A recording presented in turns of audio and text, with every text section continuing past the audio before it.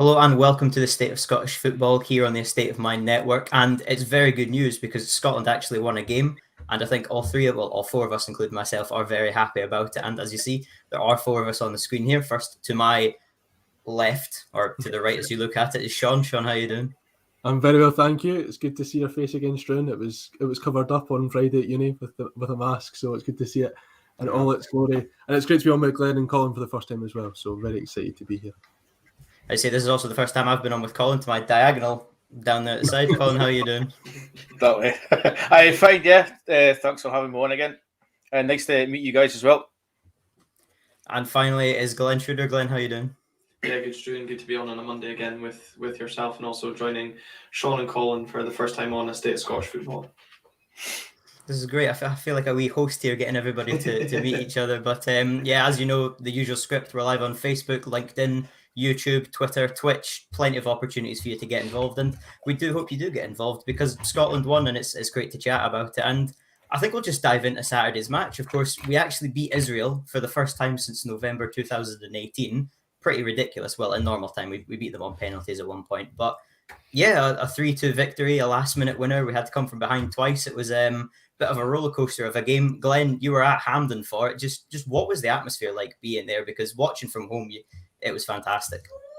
Yeah, I think it's something about me than this season having roller coaster games with being an Aberdeen fan as well. But seeing Hampden full for the first time, probably since the 2-2 draw against England, just reminds me of what a special atmosphere Hampden can create when it is full and when we're playing such an important game.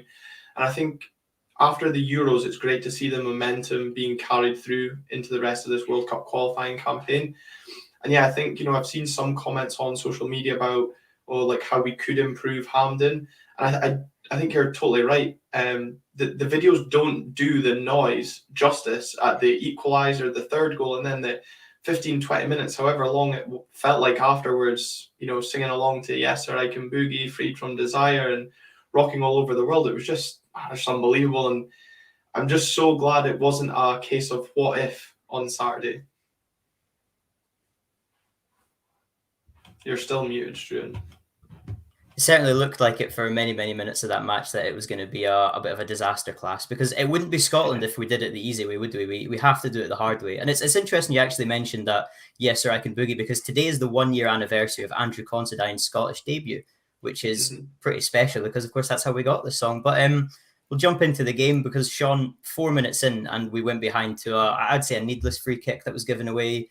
Patterson possibly could have done better on the edge of the box. Then Hendry takes them down. Zahavi puts it in the net. Wall could have done better. There's a lot of ifs and buts with that goal, but just what went wrong really for Scotland so early on? Well, I had to catch up with this, Struan. I've said a few times that usually I would be at Hampden for a Scotland game, but my gran very selfishly decided to have her 80th birthday on Saturday. So unfortunately, I had to miss out. And we were just leaving the restaurant where we'd had our lunch. And somebody said, that's 1-0 Israel already. We're all piling back to my gran's to all watch it together. And my excitement had kind of waned at that point when I heard that. But catching up with it after, it was really disappointing. I mean, it's a great free kick. I do think the Wall could do better. I think you're right on that. But Zahavi is, it was inevitably going to be him as well. He's caused Scotland so many problems over our countless meetings with Israel. So that was a disappointing start. And you worried that it would really take the edge off the game and Hampden would just become a really hard place for Scotland to play. Like Glenn says, the atmosphere was great, but it can quickly turn if things aren't going too well. And I was concerned at that point that might seep onto the pitch. But I think later on in the game, Scotland did well to recover, but it was a certainly far from ideal start for Scotland.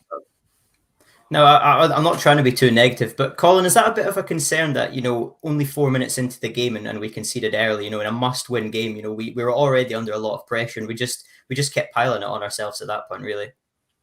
It was the worst possible start. I think we mentioned it on Friday. What we don't want to do is let Israel into the game and kill that atmosphere that was going to be created. And Glenn, you'll maybe know this more than us, because you were there, but it just seemed to just kill the atmosphere straight away after that goal had went in. And as you said, it was mistakes at the back. It was that there was like a nervousness, I think, maybe as well. And I think that's kind of the discussion about on Friday night of whether or not Patterson should play or whether O'Donnell should play. I just think maybe O'Donnell is maybe that bit more defensive minded, would have been a better choice. Obviously, we could talk about that now, but obviously the game's finished. But it was the worst kind of possible start that we could have done. But they recovered and as you said, come behind twice and eventually win the game. Of course, we did come back into the game. John McGinn, who has just been absolutely fantastic. Zahavi tried to silence the crowd with a little shush celebration, but I don't think Hampden was going to say silent after that one. And I still sing the Alan Stubbs version of the John McGinn song. I just can't quite fit Steve Clarke's name into it. It's just how I am. But Glenn, how good was this goal, to be honest, from John McGinn? Because I think throughout Steve Clarke's tenure, I think John McGinn has to be named Scotland's best player in this period. And once again, he came up with a massive goal. Yeah, and I think, to pick up on the point that Sean made earlier, I was concerned as well about how the crowd would react to that early goal, and more so when it went 2-1 and the penalty miss. And I was actually, pleasantly surprised. And I think obviously the way we reacted to going behind on both occasions kind of helped. But on that McGinn goal, it's the one player you'd have hoped that ball fell to produce that one moment of quality. And it was probably excuse me, our probably best moment of quality in that first half. We got Andy Robertson free driving forwards. And I think as well, it's maybe unrecognised, but the little layoff that Shea Adams provides back to Andy Robertson, because as a striker, you're 1-0 down, you couldn't have blamed him if he just, took that touch and had a shot on goal to kind of correct the wrong that he had in the first couple of minutes as well. So it was good, unselfish play all round, and then we just know that's the quality that John McGinn brings in. I was stunned at him saying that was the first time in his 39 caps he's playing in front of a full Hampden. Just mental. It's absolutely ridiculous, to be honest, especially for what he's given to the team. Of course, he is the top goal scorer under Steve Clarke. But you mentioned there a couple of the link-ups, Che Adams playing it back to Andy Robertson. Sean, did you notice in this game that the team seemed to have much better chemistry going? There was more link-up. They seemed to be functioning better. We said a few times as well, if Tierney and Robertson were kind of interchanging throughout the game, and the team just seemed to know each other. Because I think one of the problems that we've had under Steve Clarke is the classic, why is he not playing? Why has he been dropped? Why is he starting? But we seem to be gelling as a team, and obviously you can see on the pitch how beneficial that is as a whole.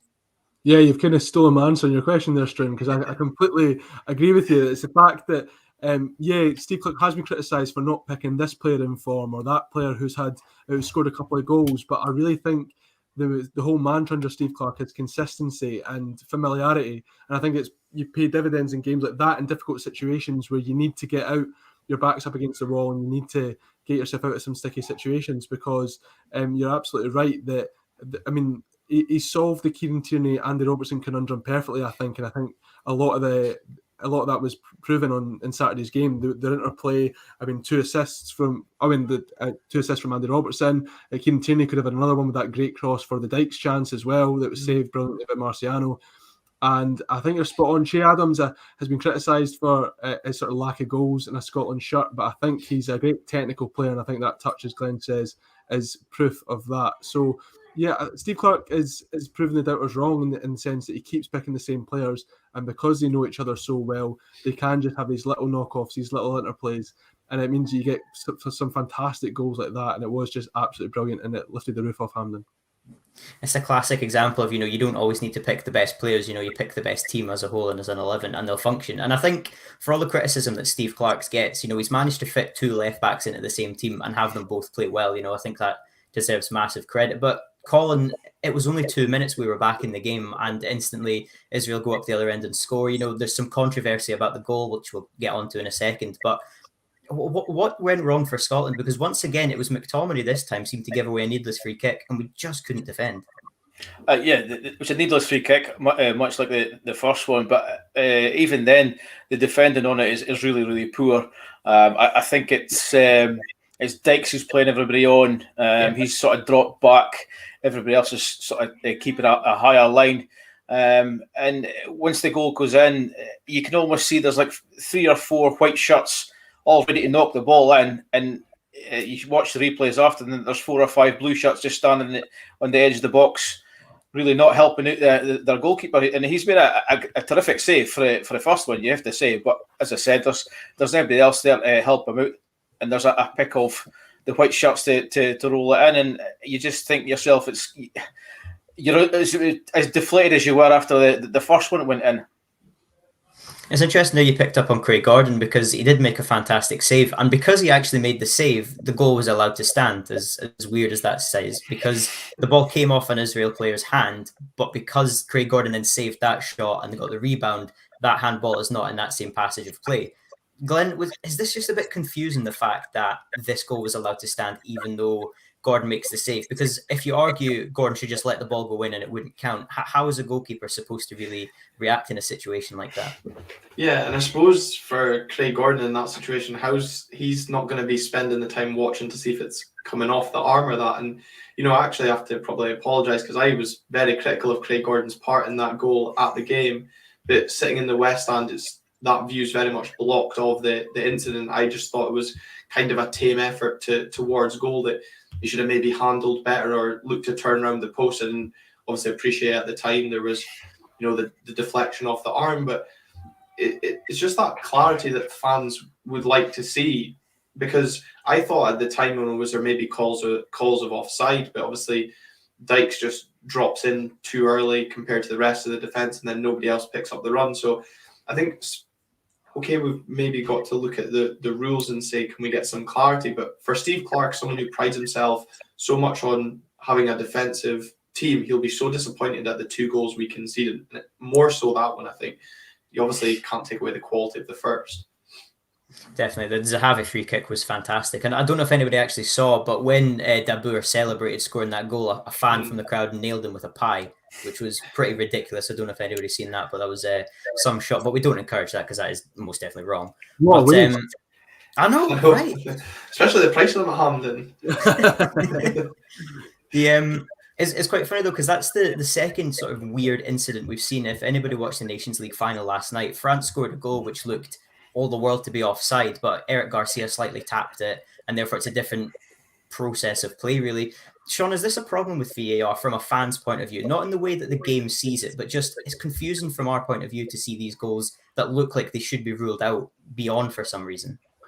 Yeah, it's switched this season, hasn't it, from those sort of combing over the minutiae of every decision and those really tight lines for offside decisions to now, which was a nightmare as well, but now it's sort of a lot more lenient and you're going with the referee's decision on the pitch a lot more.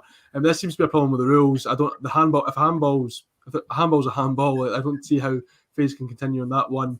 And yeah, I thought the Eric Garcia one, if it's a deliberate play on the ball backwards, then fair enough. But I think what's he meant to do? Not challenge for the ball, not try. And Mbappe's gaining an advantage by being offside. Doesn't make sense to me. So I think it's more the rules that are a problem rather than VAR in this scenario. And I wouldn't criticise VAR too much, because, as I'm sure we're going to get on to, it's paid Scotland some massive favours over the last couple of games. It's made the right decision as well, but yeah, it's been a good thing for us, definitely. We'll definitely get on to VAR in just a second, but obviously we go 2-0 down, and just before half-time we get a penalty. I still can't decide if it was in the box or not. Billy Gilmour gets wiped out, to be honest. The ref points to the spot. Lyndon Dykes steps up. He scored against Austria, and he basically takes the exact same penalty. Marciano's done his homework, saves it. How big of a blow was this for Scotland? Because just before we go into half-time, we have the chance to go in level, and we threw it away. And we're talking about the crowd turning. This was the moment where I thought the crowd could be very negative coming in the second half. You've had the perfect opportunity to come back, and it just hasn't gone the way of Lyndon Dykes at all. Well, first of all, it's definitely 100% a penalty. It was definitely inside the box. On the line, for me, it's in the box. The referee's done it. It's done well. He's called it right. Billy Gilmour has done well as well. He's put his body on the line. He's going to take a whack, but he's done the right thing. He's gotten in there. Dykes, I think it was. I think it might have been Chris Boyd after the game has said that, or said at halftime has said that if you're going to be a penalty taker, you need to vary up your penalties. As you said, the keeper's done his homework. He knows where he's going to stick it, and he literally just stood there, and it was a good save in the end. It makes him look like a really poor penalty in the end, but as you said, he's done his homework. 2-2, I think the place would have been bouncing. I think the crowd would have been singing and cheering all the way through the half. But again, it was that kind of third kick to the stomach, if you like, after the 2 goals and then the penalty miss. But I just think that if you are going to be a penalty taker, you've got to vary your penalties. Even if you've got 2 or 3 different spots, just vary it up a bit. So hopefully, if he's going to continue as a penalty taker, then he'll maybe learn for this and start picking a better spot. I think one thing that is fortunate for our team right now is we have plenty of penalty takers just based on the Israel and Serbia games previously. But Glenn, it was quite a ridiculous game, I think is the word I would use for Lyndon Dykes, because he sort of did a little bit of everything. Early on he has that chance on the left-hand side that he maybe should do better with. Then he has the penalty just before half-time. Keeper saves it. And then into the second half, he scores a goal, which is then disallowed, which VAR then gives basically because it should have been okay. But what did you make of Dykes' performance as a whole? Because even after he scored his second goal, there was a header crossed in, which Sean touched on earlier on, where Tierney puts in a perfect ball, and he basically just puts it right into Marciano's hands. And you're thinking he could easily have been on a hat trick. Ali McCoy's saying on commentary as well, he's trying to hold back his anger with just how angry he was. But what did you make of Lyndon Dykes' performance overall? Because he did score. At the end of the day, he did his job as a striker. Yeah, I don't know. Dykes, I think for me is a strange one. He gets a lot of unwarranted criticism in the national team, I think. I know Sean's nodding his head there in agreement, but he does a good job up top. I look back to the Serbia game in particular. He didn't score that night, but see the job he did holding up the play and the way links, because when Shea Adams went off, I thought when Ryan Christie came on, the way him and Christie combined really stretched the Israeli defence. And actually, I was listening to the Hampden Roar podcast today, and they made a really good point about the second goal for Scotland. Dykes makes that run so early, points to Robertson, says, this is where I want that ball. And he catches the defender on the wrong side. So I actually thought it was an own goal at the time. But I suppose when you watch the replay back, the fact that the defender's having to try and head towards Lyndon Dykes' boot, I suppose maybe helps that decision getting overturned, because it's not like Dykes' foot has come over the top of the defender or is getting in the way of his head. The defender's actually reaching there. But at the time, I thought his header at 2-2, I actually just thought it was a really good save from Marciano, who is, as you guys have rightly said, had a really world-class game. My only doubt was, could he have headed it down into the ground, which I believe McCoy said on commentary instead. But I think he was maybe trying to catch a keeper out and head back across goal instead. But I just think he offers so much in terms of his hold-up play, and he's just a big handful up top as well. And I'm just glad he's finally started, getting the goals for Scotland as well, because I think that was the main criticism towards him. But yeah, maybe we won't see him on penalties again anytime soon.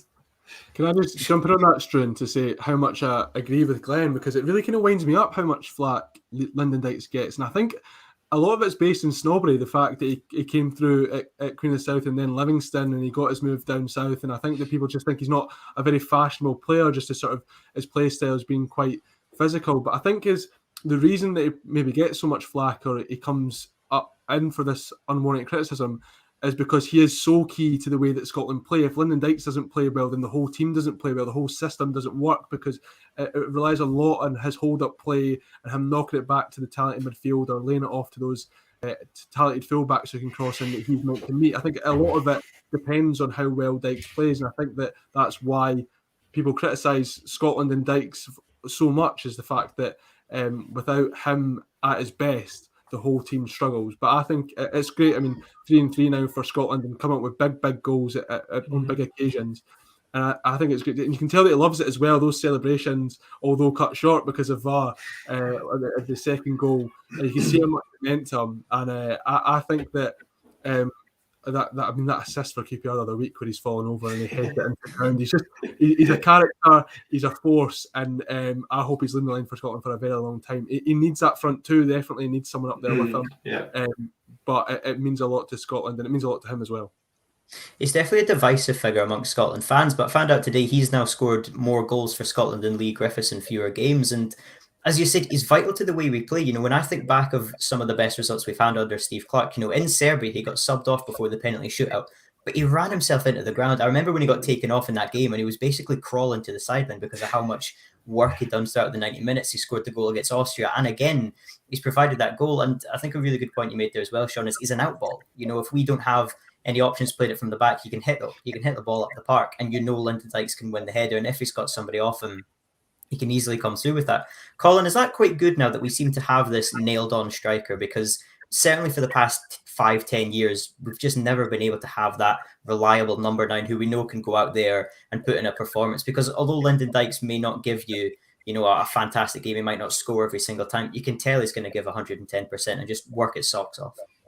Yeah, I think what you're going to get with him is 100%, as you said. That I think on Saturday there was maybe just that kind of anxiety from he was trying too hard, if you like. He was trying to make up for the penalty miss, and he was trying to get the team over the line, trying to get that win. He maybe just feels that added pressure, or puts that added pressure on himself.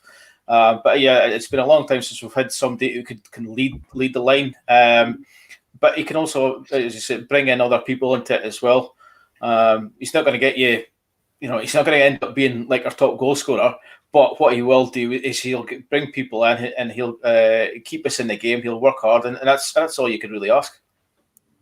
Definitely. And well, we were a bit concerned when his goal went in because VAR obviously ruled it out. When the referee went over to view the monitor, I was relieved because 9 times out of 10, when they go and see the monitor, they do end up changing their decision. Glenn, VAR saved us on this occasion. And obviously it's quite a hot topic at the moment in Scottish football, with a meeting this past Friday with Howard Webb discussing whether or not Scotland should introduce VAR. And it came to our aid because when you watch that goal back, I don't even think it's a high boot, to be honest. The defender's going down low. If a player, a striker in this case, can't lift his boot that high to put the ball in the back of the net, I think it's a bit concerning. He shouldn't be forced to dive and header it. And he didn't even make contact with the Israeli defender either. Was this the perfect use of VAR? Yeah, I suppose it was. And it's an interesting comment you made there about the high boot, because I was listening to Sports Sound today, and Willie Miller was adamant that it should have never been a penalty because he believed it was a high boot. Which I think is strange because, like you say, he's there, he's at the ball before the defender. And if you're saying that the striker can't raise his foot that high to try and win the ball, then what's the point in them, even trying to challenge for those balls? But I think when, you were speaking about the penalty earlier as well, initially I thought it was maybe outside the box. I thought the referee was really quick to give it. But every time there was one of these controversial decisions or that, I just had in the back of my mind, oh yeah, VAR is there just in case, if it's wrong, it'll get checked. But it's a first time I've, been in a stadium to experience the use of it. And I suppose, you hear the argument that it benefits the, armchair fan instead of the match day fan. But in the context of it being used correctly, it obviously, benefits. It's benefited us on this occasion. We hope that we don't have it working against us. I suppose myself and maybe other fans of Scottish football, the nervousness around it being implemented in Scotland is those that will be using it themselves, and just how much the training will be using. We saw the problems last season in the English Premiership, kind of how much it slowed down the games and the controversial decisions that weren't really consistent enough. And, even this game that we're talking about today, that the handball incident for the Israeli second goal, if we can get, a set of guidelines that all fans, all clubs are aware of and implement it consistently, then yes, I do see it having a benefit on the Scottish game. Sean, I think a lot of people would agree that VAR is good for the sport and what it does, but do you think it's the clarity that fans have issues with, that sitting at home waiting, not knowing what's happened, and then decisions like the handball, like what we saw in the Nations League, that to us at home seem like perfect goals, but they have a way of ruling it out, or vice versa, they have a way of giving the goal even though it seems like it shouldn't have stood? Yeah, I definitely prefer this version of VAR that is a lot more lenient. I'm fine with that, but there is still some of the rules that just don't match up, or they're there to accommodate VAR too much. They're there so that it can work in a TV context, and I don't like that either. So I think there does need to be a little bit of an overhaul, but it is heading in the right direction, I think. And you've got to remember the Austria game as well. That penalty was only given by VAR as well. It's paid Scotland a lot of favours so far. We've been very lucky. I'm the same as Glenn.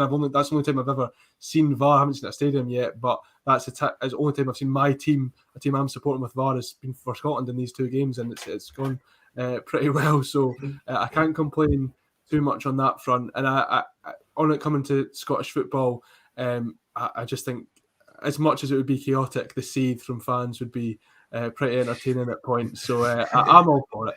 Get it in.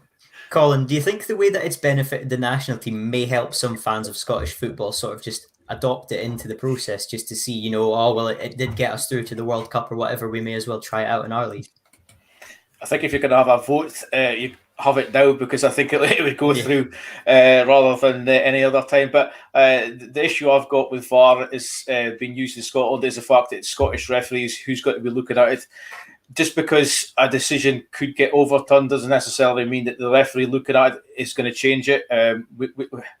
We've talked about standard of Scottish referees and what they look at and what they don't see and what they don't see. At the end of the day, it's still a Scottish referee who's going to be looking at it. So if you look at some of the referees and some of the decisions they make, just because they're looking at it on a screen, I think there's maybe like this kind of arrogance about them that they're looking at, well, I'm not going to change my mind. I've made that decision and I'm just going to stick with it. Whereas the referee on Saturday has looked at it, he's looked at it and thought, actually, I'm wrong. I'm going to change my mind. I think that's maybe the slight sticking point with having VAR in Scotland. Otherwise, I think, it's about time that we brought it in. Definitely, and I think there is a bit of pride almost with a referee that you don't want to reverse your own decision. You've gone for years without needing it in the past. It's you've never needed it in the past, and now all of a sudden you have this sort of teacher marking your work in a sense, saying that if you've made the call correct or not. But Glenn, in Scotland, we still don't even have goal line technology and stuff like that, and we've seen that be introduced. I believe in the 2014 World Cup was the first time that goal line technology really came onto the stage. Do you think possibly we should look at something like that before we bring in VAR, or is VAR going to be used in that sense as well? That if the ball looks like it's crossed the line, we can potentially call on VAR. Yeah, unless they introduce what like they have in England with a microchip that gives the referee a notification on his watch instead of, because I suppose if you're going to VAR, you've got to wait till the ball is dead, and that could be anywhere from 30 seconds to 3 minutes, and that's just a whole other incident could happen in that timeline, and it just causes utter chaos. So I think for goal line technology, I'd be looking for something similar to the model down in England. But yeah, I think the points have been raised. It's going to cause a lot of seethe, but we would want to see a level of consistency brought in. But I know there's talk of it, maybe being trialed in the Scottish Cup later on this year. But how are lower league teams? Is this going to be paid for by the SFA? Because lower league teams maybe won't be able to afford getting the technology installed. And I suppose that was the main, sticking point. You look at when teams are getting promoted from the Championship up to the Premiership, they need to upgrade their grounds already at a cost. Or is that going to now be another requirement? It's something that's going to have to be implemented. And I'm sure that'll be a concern for the clubs is the cost involved. And I suppose that's always a concern around Scottish football. Yeah, we'll just pick up on that point there. Sean, do you think when clubs do come up to the Premiership, they're going to have to, it's going to cost a lot of money, coming up, you're going to have the budget, Kilmarnock, for example, your team could be coming into the Premiership, there's so much already to think about. Well, at the moment, but potentially, is that just an extra cost that clubs are now going to have to think about, and perhaps be a little bit unfair, the fact that you come to the Premiership, you're going to need to install VAR? Yeah, the SFA are going to have to provide assurances that they'll cover a vast majority of the expenditure on this, or clubs won't back it, because money's tight already after the 18 months or so that we've had, and it's not even like before that Scottish football was strapped for cash anyway. It was a tough time, so I think you've got to look at that, and the SFA have got to be bold in their spending plans for clubs to back this. Obviously they've got to get it. Every team in the Premiership is going to have it. It's got to be consistent. You can't be missing it out. So it's very important that there is consistency across the board. But like I said, without the finances being guaranteed, then clubs will quickly turn away from this, because that's the most important thing at the end of the day, the bottom line. Definitely. Well, it's definitely going to be an interesting discussion over the coming weeks, but we should probably get back to the actual game, because we're just about to get on to the best bit, which was the 94th minute winner from Scott McTominay. A Man United player scoring in Fergie time with Alex Ferguson in the stands. It was a little bit poetic at the end of the day, but I don't think anybody cared about poetic, because we won a game in the last kick of the ball, basically.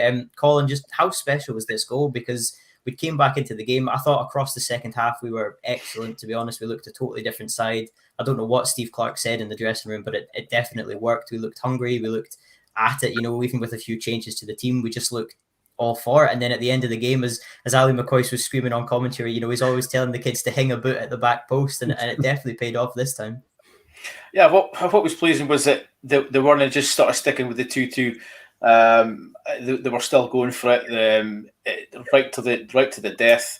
The criticism that McTominay got during the game was probably probably right, but he's made up for it, finally getting his goal, and it doesn't matter how they go in. He's just sort of stood there and it's bounced off his belly or his chest. It's gone in. It doesn't really matter. But the place, as Glenn will probably come on to, it was absolutely bouncing after. And it was thoroughly deserved, because I think for large periods of the game we dominated it. Apart from the 2 goals, I don't think Craig Gordon had too much to do throughout the game. Israel seemed quite happy just to take the sting out of the game now and again.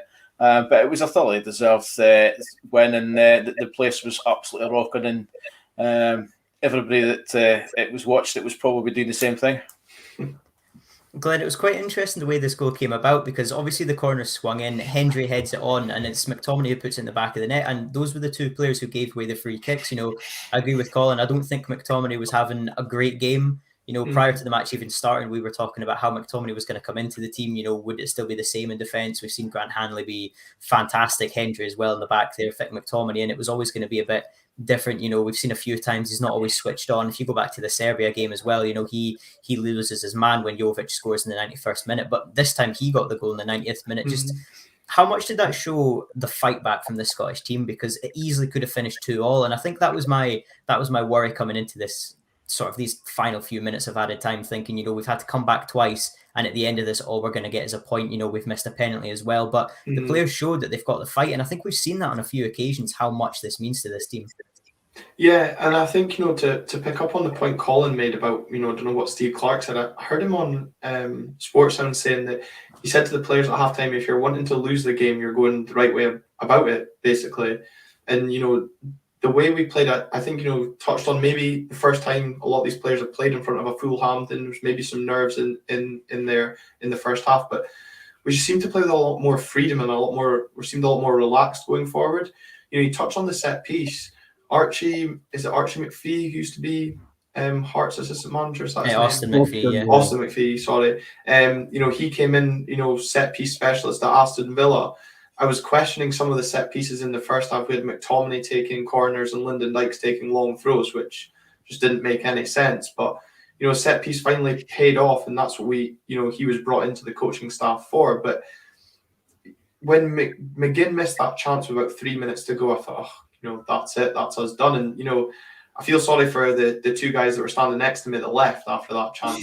That's not going to happen. And I don't know if the young boy and his dad that were standing behind us, if they just went up to the top of the section just to miss the stampede at the end, or if they went home, because if I was his son, I would be very angry at my dad for making me leave before the end of that game. But yeah, just great to see that desire and commitment, because the roar when 6 minutes of added time got announced, you just felt like we've got one more opportunity, and it just happened. But 2-2, I suppose I was saying that if it finishes 2-2, I guess it's still in our own hands. Austria have still got to play Israel. Okay, it's making it difficult for ourselves, but the way we played in that first half, I said to one of my friends who's a Morton fan at halftime, I said, I'd bite your hand off for 2-2 right now the way we're playing. But yeah, look, we didn't give up. We got that winner, deserved based on the second half, and yeah, now it's totally in our own hands. We just need 2 more wins, and that's us into the playoffs. Definitely, and a classic Scottish line that we hear all the time is snatching defeat from the jaws of victory, because we're very good at that. But we've actually done what the saying suggests this time. We've snatched victory. Sean, when you saw that there was 6 minutes added on, how did that make you feel at the time? Because we all knew, was it 5 or 6 minutes actually? 6. Was it 6? Yeah. We knew there was going to be some added time on, but we were pressuring them. Obviously, we had the Dykes header that was saved, McGinn's chance that Glenn mentioned there. Did you know there was a goal coming? Did you sense it? That's possibly a bit of a strange question. Could you feel the goal coming? But do you know what I mean? Did you feel that we had it in us to get that goal, get the winner? No, I really that win was so un-Scottish. It just doesn't happen. We don't win games like that. And we don't win these crazy roller coaster games. It doesn't happen. So I'm the exact same. When John McGinn, of all players, our star player, missed that chance, it was teed up so perfectly by Ryan Christie. I thought there's no chance here. It's gone. And but even watching from home, the roar was noticeable at 6 minutes. And I don't know what happens if that game was played behind closed doors. I'm not sure that the same happens. I think the players really fed off that energy and that belief in the backing that they had from the Tartan Army. And it was just, we was talking about VAR. The thing is with that goal, is that I was a little bit worried that one McTominay was offside, and if he wasn't, had he maybe handled it in, because you couldn't really tell what had happened. Exactly So what I thought. that's the drawback, that it makes you doubt it a little bit more. And I was a little bit reluctant to go mental, but I saw Stevie Clarke running down the line, and I think he's, obviously, we all know he's a very composed man, doesn't give much away, and I think that frustrates some of the Scotland fans at times, that he perhaps isn't as charismatic as some other managers out there. But it's a big win when he's dancing down that touchline. I saw it with a couple of late Stuart Findlay winners, actually, against Celtic at Rugby Park and against Hearts at Tynecastle, that meant third was in Kelly's hands, the latter of those results. And when Steve Clarke shows that emotion, it's a big result. And he sort of slagged himself off for it after saying he was too old for that, but he's definitely not. That's the thing that really got me, seeing Steve Clarke celebrate that. And it was just, to celebrate that with my family, my cousins, my uncles, my gran, everyone in there. It was a really special moment, actually, not being at Hampden. It was a pretty good substitution. And I just hope that we can carry this energy on, because people say now that it'd be really like Scotland to trip up in one of these next two games, but I don't think it's like this Scotland. I think I'm going to be biased towards Steve Clarke, but I think that he has this sort of knack to make games you would normally draw into wins and games you would normally lose into draws. I think he has a real calming energy on this Scotland team, and I just hope that can continue for these next two games, so we can just enjoy the Denmark game at Hampden as a little send-off for an easy playoff tie, I hope. I just pick up on a point that Sean made there. I never even, thought about VAR when that winner went in. I was just going mental, and what a buzzkill that would have been had there even been a review, although, you potentially got to celebrate it twice. But, the point that Sean makes about celebrating that goal with family and just how special that was, I think that also played a part in the emotion and the scenes that we saw at full time as well, because that was the first time a lot of us have been able to go back and see Scotland at full house. I know we always had the Moldova game before, but I think that was a midweek, and not everyone can get to Hampden on a midweek. But to get that release of emotion, be there with your friends, your family, which I think Scotland game kind of brings out more compared to club football, just meant so much to so many people. It was almost a case of sorry, go on, Colin. Sorry, I was just going to say it's good to hear Glenn celebrating with Abdi at Hampden and Sean, you're celebrating your family. I was in the car. I had to listen to it for the last. I missed the last 10 minutes of the game because I was taking my inebriated wife and my mother home after they'd been out for an intoxicated afternoon tea.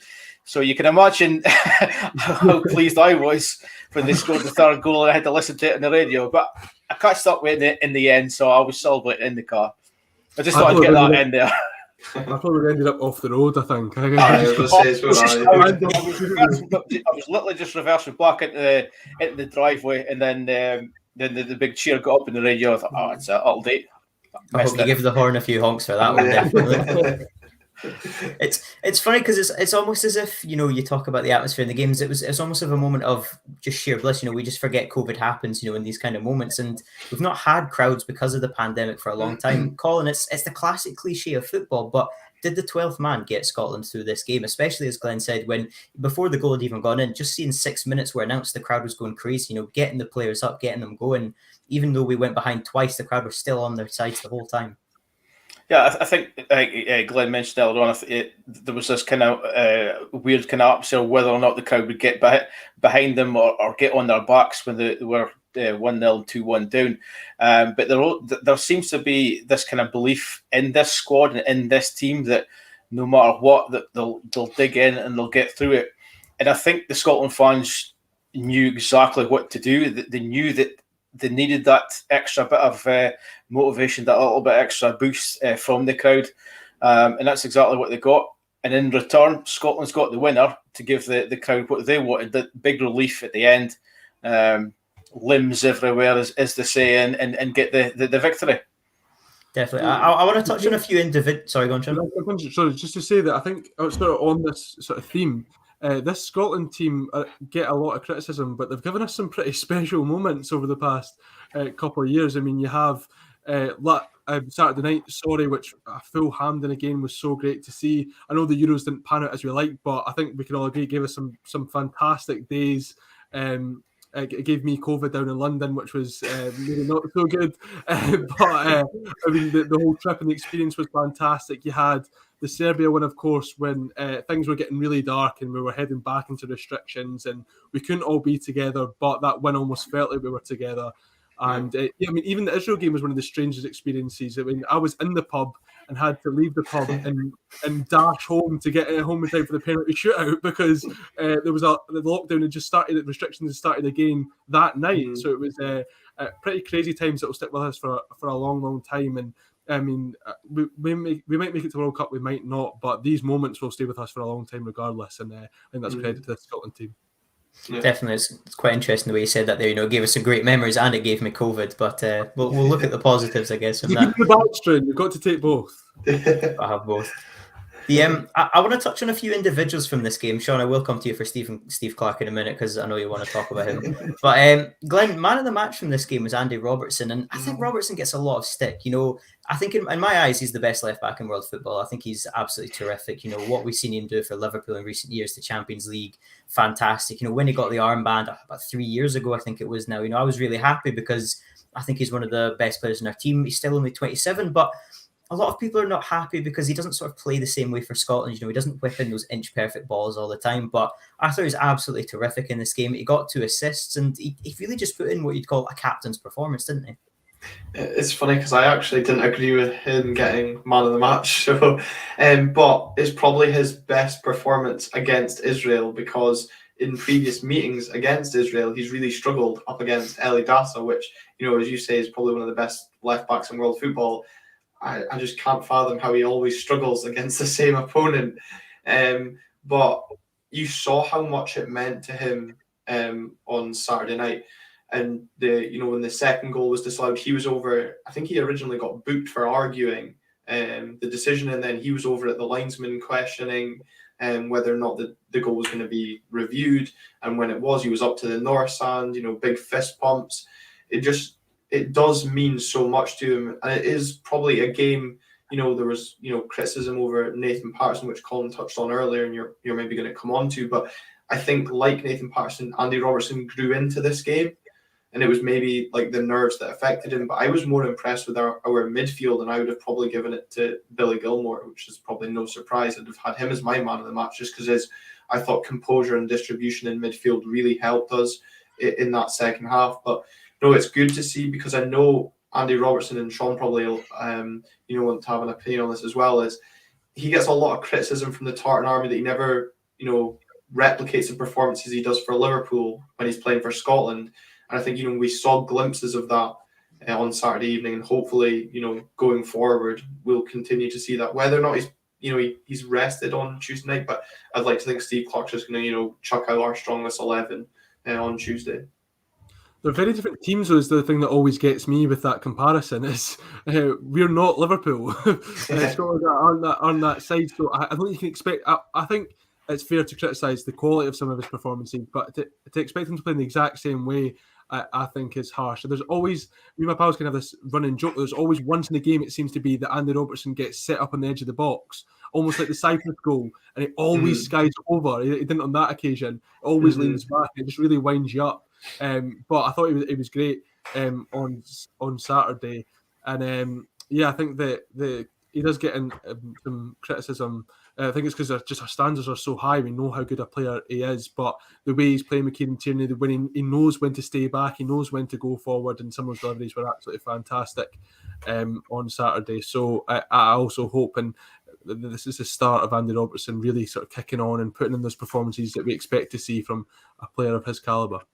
Of course, Andy Robertson is only one of 2 Champions League winners that we have on the national side, because obviously Billy Gilmour won it this past year with Chelsea. And since Gilmour has come into the team for the game against Wembley, I don't think he's put in a bad performance yet, to be honest. He is just unbelievable. He's only 20 years old and he just looks a class above what we've had. The way he dictates play, it's the simple passes. He makes everything look so simple, the way he can just dictate play, break the lines with a pass, and you just think, we have missed that for so long. Sean, is this a type of player who is going to be in the team for the next decade? Because we're still yet to see him put in a really bad performance. I go back to the Austria game, and he was excellent in that game, and he was so unfortunate to not come away with a goal. And yet again in this match at the weekend against Israel, we're talking Lyndon Dykes a lot of the time, McTominay scoring the last minute winner, John McGinn doing what he does best, Andy Robertson got man of the match, and Billy Gilmour was absolutely excellent. But nobody's making a big deal because after only about 5 appearances for Scotland, we're already expecting this level of quality. Yeah, I love that boy. I just think he's so good. It's been a long time since you can get so excited about a Scotland player. I mean, Robertson did it out of the blue. His rise was out of nowhere. But Billy Gilmour's a player who is a Scotland player who we now expect to go to the top. He's that talented, and it's curious to me that it hasn't seemed to work out so far at Norwich City. I know they've been struggling as a team as a whole, but I'd like to see him sort of really kick on there and get minutes that will benefit his overall development. But I just think you're right that we expect these good performances. We expect him to put in really mature performances, despite the fact he is so young and he is still so inexperienced. But I just think that speaks to the quality of the player, and it's how that expectation is managed now. But I think you're spot on that this Billy Gilmour will be in the team for a long, long time to come. And for me, despite it probably being our most talented area of the pitch, apart from left back, that midfield three is completely untouchable. I don't think that Scott McTominay, when we have our defence back, I don't think Manchester United central midfielder Scott McTominay gets in. Ryan Jack, who was a key cog in that Scotland midfield, the key part of us getting to the Euros in the first place, when he's fit again, I don't think he gets in. For me, it has to be Callum McGregor, Billy Gilmour and John McGinn. I don't think anyone comes close to that at the moment. And like we said earlier in the show, the more familiar they get with each other, the better they seem to be getting. So for me, it's that trio for a long, long time.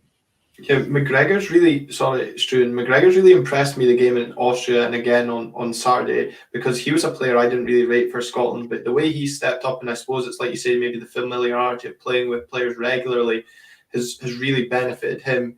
And I think both him and Gilmour go about their business really quietly, and that's maybe why they get, like McGregor maybe more so in particular, gets some criticism towards them, but what they do is quietly effective and has obviously been having a huge benefit us on the last 3 games.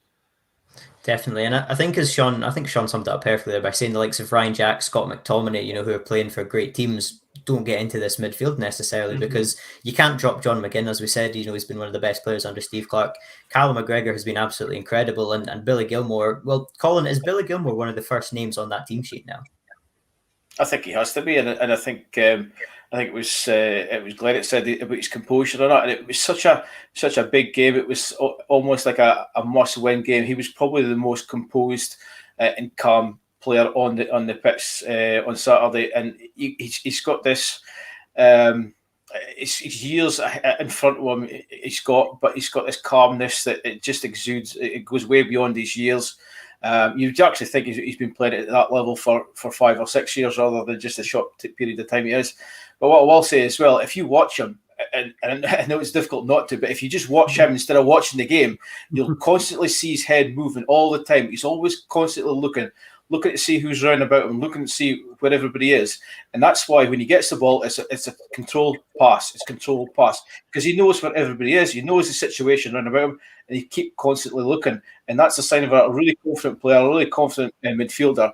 He doesn't need to take three or four touches just to set himself up. He knows exactly where everybody is, and that's where the majority of the Scotland attacks come from. It's through him just dictating the play, getting those 1 or 2 touch passes, and away he goes. And as you said, he's probably going to be on the team sheet for the next 10 years, provided he keeps himself injury free and we don't overhype him too much and we start bringing him down, because that's what we tend to do in this country. But we've got to look after him and make sure that we're almost building a team round about him.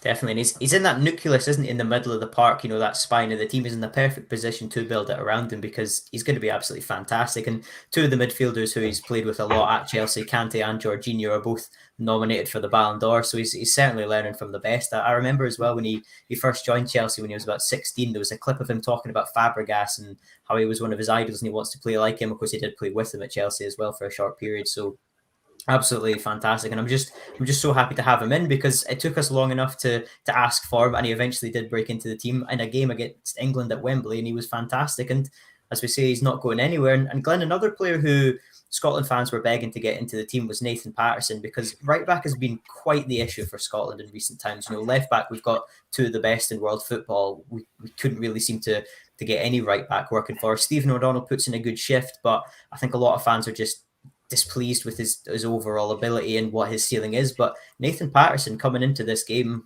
started from the off. He wasn't great for the first goal. He possibly should just kick it out, maybe a bit of inexperience there. But I thought throughout the 90, he was just giving us another option. So often we're sort of heavy on the left side. A lot of our attacks come down there and we're predictable. But I saw Nathan Patterson taking on a few people. There was a really nice nutmeg he had later on as well, where it looked like he'd lost the ball. He won it back.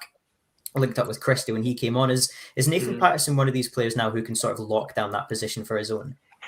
Yeah, it's funny because you said it's a player that Scotland fans are wanting to see. I suppose it depends what club fans you ask. Will depend who wants to see him at right back. Because my feelings on Calvin Ramsey and being in the Scotland squad. So, but I think Nathan Patterson, in terms of an attacking sense, showed why he's maybe there ahead of Calvin Ramsey. He had that experience on the European stage last season against Rangers, but I think for Nathan Patterson, if he wants to nail down that right back slot for Scotland, he needs to leave Rangers or have a knock on Gerrard's door and say, I need to start more games. Because whether it was nerves or whether it was a lack of minutes, which, for me, I think it's possibly the latter, he just really struggled to get into the game. And, came in and played against Hibs, and whether that was a decision with this Israel game in mind from Gerrard. But you look at Jack Hendry going out to Belgium, and now look how his career has progressed. Will Nathan Patterson maybe be thinking, maybe doesn't need to go to Belgium? You look at Aaron Hickey as well, who's another player who's being touted of being involved in the Scotland squad. If I was Nathan Patterson, I'd be having a look over my shoulder and thinking, what is my best option? Because certainly second half, he proved why he deserved to be in the Scotland squad. First half, that was why there was the question marks. But definitely it's nice to have the dilemma on the other side for a change. Definitely. And the last individual that I really wanted to touch on here was the manager, Steve Clarke. Sean, I could just give you the final 10 minutes to just talk about it. But obviously, he signed a new contract till 2024. And that was coming off the back of the 2-0 defeat to Denmark. Even after qualifying for the Euros, there were a lot of question marks. The performance, in particular against Denmark, was frankly awful. But against Austria, we pulled off a really impressive 1-0 victory, this time 3-2. I think Steve Clarke's got his team spot on, Oh, have I lost you? Will I just talk on it to talk about Steve Clarke anyway? I'm quite happy to do that. He's left me to my own devices. That could be dangerous. Well, I think that the way I remember it was the squad announced, and then Steve Clarke was given the contract extension just before the Denmark game, and then a lot of people are annoyed about that because we played so poorly against Denmark. But I mean, they are Euro semi-finalists. They are a very good team. They've won every game in the group, and yes, we were poor, and the game was gone within 15 minutes or whatever it was. But I think that was a game that you're kind of expected to lose anyway. Now, although we want Scotland to raise their game, I don't think it was as a sort of catastrophic loss as folk made out. And since then, we've won 3 out of 3. We've gone to Austria and picked up that really important win, and we've done the same against Israel at Hampden. And I think that Clarke's never going to produce the most sort of enthralling football. It's never going to.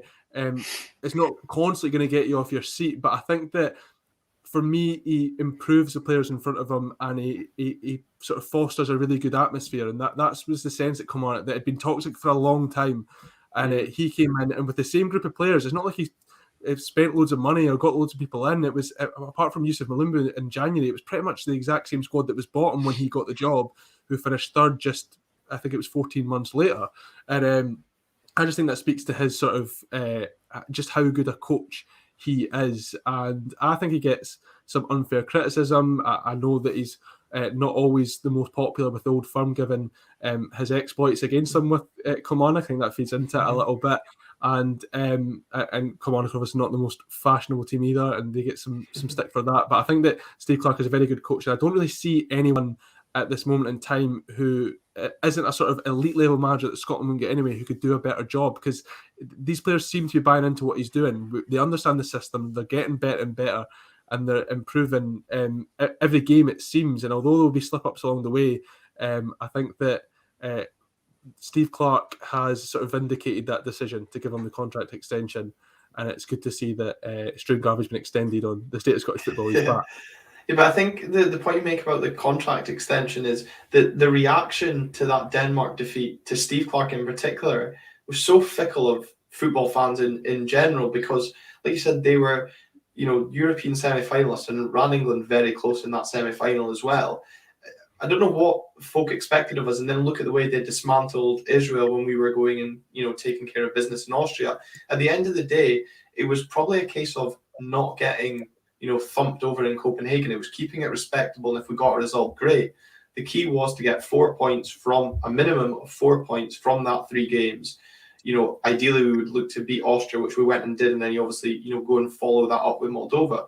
And then those that, threw their toys out the pram after losing to Denmark, well, they now look really silly, because I think I seen on Twitter that was 2 years ago we were sitting second bottom in that last campaign after when Steve Clarke took over, in what was a disastrous campaign after losing away in Kazakhstan. And I think the point you make about the way he's inherited a squad similar to Kilmarnock, and kind of invested a belief in the players having belief in themselves is actually a really good point.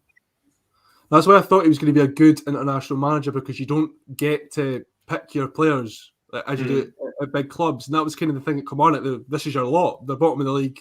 Make them not bottom of the league. And he did that so fantastically. So that's why I thought that he would do the same at Scotland, that you don't have much leeway. You've got your pool of players. Yes, you can obviously make selections, but I think that he did so brilliantly. I mean, he's the most successful Scotland manager of the last 10 years. He may not have the best win ratio, but he got us to a championship finals, and I hope that he does that again with this World Cup. I'm going to be biased towards Steve Clarke always, because he did special things at my football club, but he's doing special things for my national team now as well. So just as well Jack's not on the podcast tonight. I think that all the time anyway. So not the chat. I think what was really interesting, and you picked up on it earlier on, Sean, as well, is the fact that he's quite a calm character on the touchline. Even when Scotland have gone behind and the camera pans to him, he's just staring. He's just thinking about the game in his head. But at the end of it, he was running up and down the touchline. He was buzzing. We've never seen that before. Does that just show how much that means to him, that he's basically just let his emotions out for the first time in a long time? Because quite often, even singing the national anthem, we've seen he's a really passionate guy, but he can always sort of keep it to himself and stay calm and composed. But the emotions just came out at the end of this game, didn't they? Yeah, and he really loves the national team. He spoke about quite a lot how it kind of haunts him a wee bit that he didn't play as much for the national team. He was Chelsea's starting right back, and he's a very good player, Steve Clarke. People maybe aren't too familiar with his sort of playing career at this point, and he only got 4 caps, I think, and that winds him up a little bit. He wishes he could have played more, and I think he was fairly happy at Kilmarnock when the national team came calling. He had no doubt about it. He wanted to go and try and do something special, and for me, he has. And like I said, it's not always the prettiest, and there will be bumps on the road. But I think you're lying to yourself if you can't say that Scotland are in a better place before Steve Clarke came in, and it's getting better and better. And we can only hope that that trajectory sort of continues. Colin, just one final point here, and it's the title of our show. Obviously, we've spoken about Billy Gilmour a lot. There's talk that he's going to be rested against the Faroe Islands. We're also without Che Adams as well through injury. Do you think this is a game where Steve Clarke can afford to rotate the team, or do we need to go with our strongest 11, hopefully get a lead, and then it's time to rotate? I've been thinking about this for all day, and what I would do, I don't know, because you look at the 2 results and you think, well, you only need 2 wins, and that's you in the playoffs. Ideally, what you want to do is try and go into that penultimate game knowing that a win is enough. You don't want any slip-ups against the Faroes, which is highly possible with Scotland, as we've already said. So I would try and go in with as strong a squad team as possible, but knowing that the guys that are going to come in, like a Ryan Christie or somebody like that, if he does start, they're still quality players. You're not really diminishing the quality of the team as such. What you're doing is you're just rotating things slightly. So I think he probably will make 3 or 4 changes. I don't think that the back line will change too much, but I think maybe obviously with Che Adams not being in, I think that the more forward positions will be the ones where he'll look at it. Definitely. Well, we'll be here to preview the game tomorrow. We'll also have halftime analysis and full-time analysis, so there'll be plenty of content. I would just like to thank Sean, Glenn, and Colin for joining me here tonight. It's just great to talk about Scotland winning, to be honest, and not barely a negative thing to say other than VAR. But as I said, we'll be back at the same time tomorrow because we do play the Faroe Islands, and hopefully we don't do a Scotland and we do the reverse, so we can actually get a comfortable win, because it would be just like us to beat Israel and mess up in the next game. But I'm going to remain optimistic because I think we'll get 3 points. But yeah, once again, I'd like to thank everybody for joining us tonight, and we'll see you next time.